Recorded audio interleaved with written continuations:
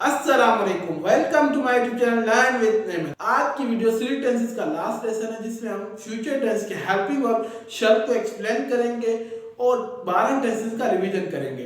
Revision में जो हमारा सबसे इंपॉर्टेंट टॉपिक होगा वो सेंटेंसेस के फॉर्मूलाज होंगे। सबसे पहले फ्यूचर टेंस के हेल्पिंग वर्ब शल को एक्सप्लेन करते हैं।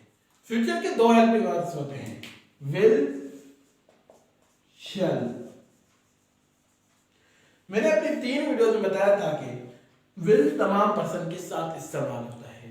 अब तकरीबन शल की जगह भी विल इस्तेमाल होता है, लेकिन मैंने अपनी फ्यूचर की 3 वीडियोस में शल को इतना एक्सप्लेन नहीं किया था। जो हमारी लास्ट वीडियो थी फ्यूचर की, उसमें थोड़ा शल को एक्सप्लेन किया था कि शल किन के साथ यूज होता है। शल सिर्फ आई और वी के साथ यूज होता है। आई और वी के अलावा जो बाकी पर्सन है, ही, शी, दे, यू, ये तमाम विल के साथ इस्तेमाल होता है। चाहे सिंगुलर हो या प्लूरल हो, तमाम विल के साथ इस्तेमाल होते हैं। ग्रामर के मुताबिक आई और वी विल के साथ भी यूज हो सकते हैं। आपको इस मिसाल के तौर पर आपको एक सेंटेंस बनाते हैं, उसमें आपको कंफर्म नहीं है कि आप वो काम करेंगे या नहीं। जैसे आप किसी को धमकी देते हैं, मैं तुम्हारी किताब खराब कर दूंगा, मैं वो कर दूंगा, वो कर दूंगा, वगैरह वगैरह।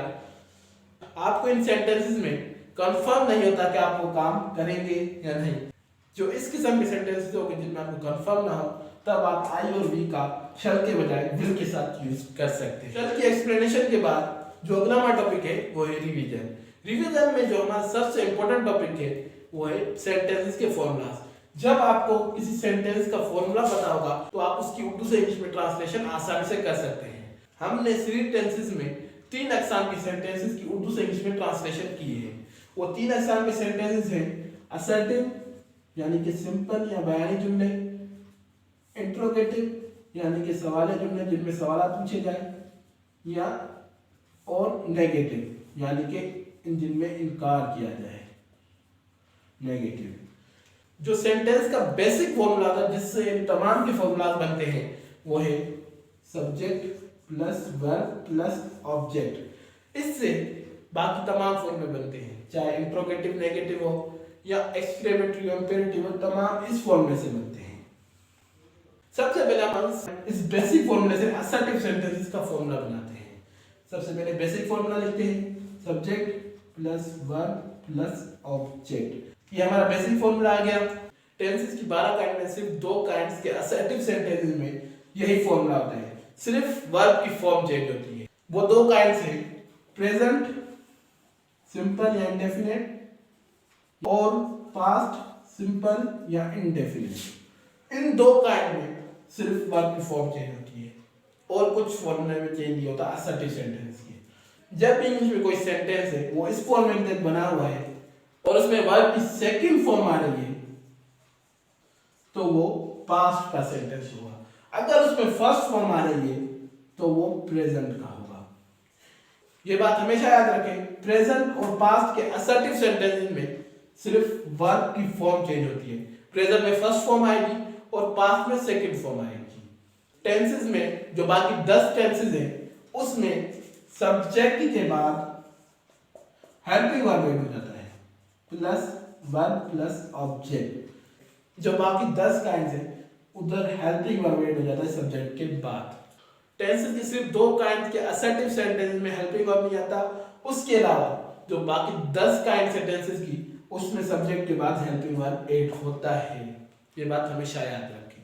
ये हमारा बेसिक फॉर्मूला आता है, उसमें जो टेंसेस की 10 काइंड है उसमें असर्टिव सेंटेंस में सब्जेक्ट के बाद हेल्पिंग वर्ब ऐड होगा और वर्ब की फॉर्म टेंसेस की काइंड्स के मुताबिक चेंज होती है। जैसे इंडेफिनिट काइंड में, जैसे इंडेफिनिट में फर्स्ट फॉर्म होती है वर्ब की, कंटीन्यूअस में फोर्थ आ जाती है, इसी तरह परफेक्ट में थर्ड आ जाती है, इसी तरह परफेक्ट कंटीन्यूअस में फोर्थ आ जाती है।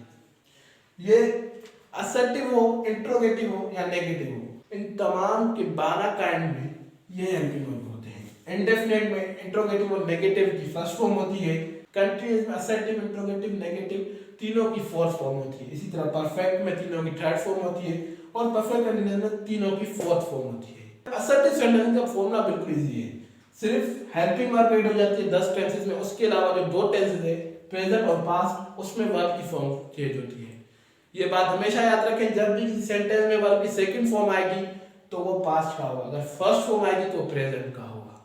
प्रेजेंट और पास्ट के हेल्पिंग वर्ब में वो असर्टिव सेंटेंसेस में बतौर वर्ब आएंगे, हेल्पिंग वर्ब के तौर पर नहीं आएंगे। जो असर्टिव, जो प्रेजेंट और पास्ट के हेल्पिंग वर्ब है वो है डू या डज, जो पास्ट के हैं वो है डिड। डू खुद वर्ब है और डिड डू की सेकंड फॉर्म है, ये बात याद रखें। जैसे एक सेंटेंस है, ही डज हिज वर्क। इस सेंटेंस में जो हमारा डज है वो हेल्पिंग वर्ब नहीं है बल्कि वर्ब के तौर पर काम कर रहा है, ही डज हिज वर्क। इसी तरह अगर डिड होगा तो वो हेल्पिंग वर्ब नहीं होगा बल्कि वर्ब होगा, मेन वर्ब होगा। उम्मीद है आपको असर्टिव सेंटेंस का फॉर्मूला समझ आ गया होगा। अब हम इंट्रोगेटिव सेंटेंस का फॉर्मूला समझते हैं। सबसे पहले बेसिक फॉर्मूला लिखते हैं, subject plus verb plus object. ये हमारा बेसिक फॉर्मूला है सेंटेंस का। जब भी किसी सेंटेंस में आपसे सवाल पूछा जा रहा है या आपसे कुछ पूछा जा रहा है, टेंसेस में, इंट्रोगेटिव सेंटेंसेस में हेल्पिंग वर्ब टेंसेस की शुरुआत में आता है। हेल्पिंग वर्ब उसके बाद हमारा सब्जेक्ट आ जाता है, फिर वर्ब टेंसेस के मुताबिक उसकी फॉर्म आ जाती है प्लस ऑब्जेक्ट। इंट्रोगेटिव सेंटेंसेस का ये फॉर्मूला होता है। ये जो हमारा subject plus verb plus object 7 का एंड में बिल्कुल इसी तरह होता है, सिर्फ शुरुआत में हेल्पिंग वर्ब ऐड हो जाती है।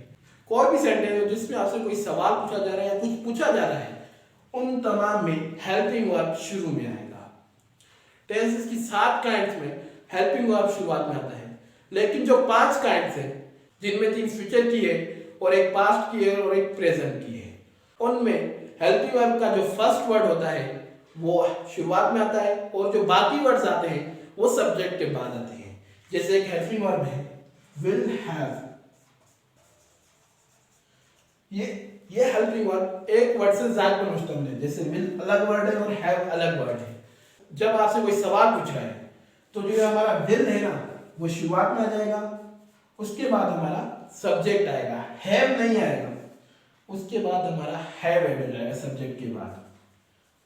उसके बाद हमारा फॉर्मूला वैसे ही होगा प्लस वर्ब प्लस ऑब्जेक्ट। जो टेंसेस की 5 काइंड जिसके हेल्पिंग वर्ब एक वर्ड से ज्यादा पर मुश्तमिल है वो है future continuous, future perfect continuous, present perfect continuous, past perfect continuous. ये 5 काइंड्स हैं। इनमें हेल्पिंग वर्ब एक वर्ड से ज्यादा पर मुश्तमिल होता है। उनमें क्या होता है कि जो उस हेल्पिंग वर्ब का फर्स्ट वर्ड होता है, चाहे हैव हो, हैड हो, विल हो, शैल हो, वो शुरुआत में आएगा। जो बाकी वर्ड होगा हैव हो, बीन हो, बी हो, वो सब्जेक्ट के बाद होगा, चाहे 2 वर्ड्स में क्यों ना हो। Will subject plus have. Interrogative sentences में सब्जेक्ट उन दोनों के दरमियान आ जाएगा, ये बात याद रखें। 5 काइंड, सिर्फ 5 काइंड में ये होता है। उसके अलावा जो बाकी 7 काइंड्स हैं उनमें पूरा हेल्पिंग वर्ब शुरुआत में आता है, जैसे इस फॉर्मूले में आया है।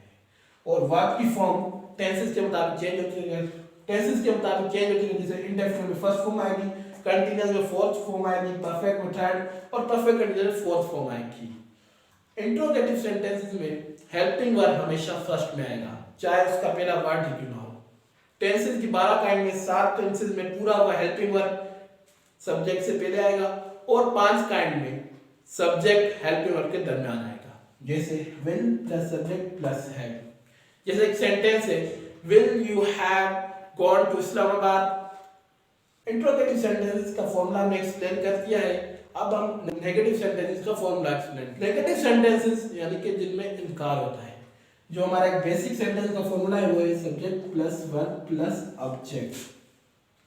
ये हमारा बेसिक फॉर्मूला है किसी भी सेंटेंस का। इस फॉर्मूले से हम नेगेटिव सेंटेंसेस का फॉर्मूला बनाएंगे तो उसमें हमारा आ जाएगा सब्जेक्ट। टेंसेस की 12 काइंड में नेगेटिव सेंटेंसेस में हेल्पिंग वर्ब आता है, सब्जेक्ट प्लस हेल्पिंग वर्ब, उसके बाद नोट आ जाएगा प्लस वर्ब प्लस ऑब्जेक्ट। ये हमारा नेगेटिव सेंटेंसेस का फॉर्मूला है। ये बात याद रखें, सिर्फ असर्टिव सेंटेंसेस की 2 काइंड में हेल्पिंग वर्ब नहीं आता, उसके अलावा जो बाकी काइंड है 12 उन तमाम में हेल्पिंग वर्ब यूज होता है, ये बात याद रखें। उसके बाद प्लस नोट का इजाफा किया जाएगा, नोट का, क्योंकि इनकार हो रहा है। इंट्रोगेटिव सेंटेंसेस की तरह इसमें भी 7 काइंड में हेल्पिंग नॉट हेल्पिंग वर्ब के बाद और वर्ब से पहले आएगा। लेकिन 5 काइंड जो इंट्रोगेटिव में थी, future continuous, future perfect continuous, present perfect continuous, past perfect continuous, इन तमाम काइंड में आधा हेल्पिंग वर्ब जैसे विल, नॉट, हैव हो जाएगा। हेल्पिंग वर्ब का फर्स्ट वर्ड नोट से पहले आएगा और जो लास्ट वर्ड हो, जो आखिरी वर्ड्स होंगे वो नोट के बाद आएगा। फिर वर्ब आधे हेल्पिंग वर्ब के बाद आएगा। नेगेटिव सेंटेंसेस में हेल्पिंग वर्ब के बाद नोट आता है 7 काइंड्स में। जो 5 काइंड्स है उनमें हेल्पिंग वर्ब का फर्स्ट वर्ड नोट से पहले आएगा और जो दूसरा वर्ड होगा वो नोट के बाद आएगा। तीनों सेंटेंसेस के फॉर्मूलास हमने इस बेसिक फॉर्मूला से बनाए हैं। असर्टिव की 2 काइंड में यही फॉर्मूला इस्तेमाल होता है, सिर्फ वर्ब की चेंज होती है। जो बाकी 10 काइंड्स हैं उनमें हेल्पिंग वर्ब से पहले हेल्पिंग वर्ब आ जाता है। असर्टिव सेंटेंसेस के बाद इंट्रोगेटिव सेंटेंसेस में हेल्पिंग वर्ब सब्जेक्ट से पहले आ जाता है। 5 काइंड में आधा हेल्पिंग वर्ब सब्जेक्ट से पहले आता है और आधा हेल्पिंग वर्ब सब्जेक्ट के बाद आता है। इसी तरह नेगेटिव सेंटेंसेस में सब्जेक्ट के बाद हेल्पिंग वर्ब के बाद नोट आता है, यानी कि वर्ब से पहले और हेल्पिंग वर्ब के बाद नोट आता है दरमियान में। आज के लेसन में मैंने आपको फ्यूचर के हेल्पिंग वर्ब शल की एक्सप्लेनेशन दी। उसके बाद मुख्तलिफ अक़साम के सेंटेंसेस के फॉर्मूलास को एक्सप्लेन किया। उनमें सबसे पहले असर्टिव सेंटेंसेस के फॉर्मूला को एक्सप्लेन किया कि उससे कितनी काइंड में बेसिक सेंटेंस का फॉर्मूला यूज होता है और कितनी काइंड में नहीं होता। उसके बाद इंट्रोगेटिव के बारे में बताया कि इंट्रोगेटिव के जितने भी सेंटेंस होंगे उनमें हेल्पिंग वर्ब सब्जेक्ट से पहले आएगा। जिन टेंसेस का हेल्पिंग वर्ब एक वर्ड से ज़ायद होगा उनमें आधा हेल्पिंग वर्ब सब्जेक्ट से पहले आएगा और आधा हेल्पिंग वर्ब सब्जेक्ट के बाद आएगा। इसी तरह नेगेटिव सेंटेंसेस में भी अगर किसी टेंस का हेल्पिंग वर्ब एक से ज़ायद होगा, आधा हेल्पिंग वर्ब नोट से पहले आएगा और आधा हेल्पिंग वर्ब नोट के बाद आएगा। उम्मीद है आपको आज की वीडियो समझ आई होगी। अगर कुछ समझ ना आया हो तो कमेंट करें। आज के लिए बस इतना ही। शुक्रिया।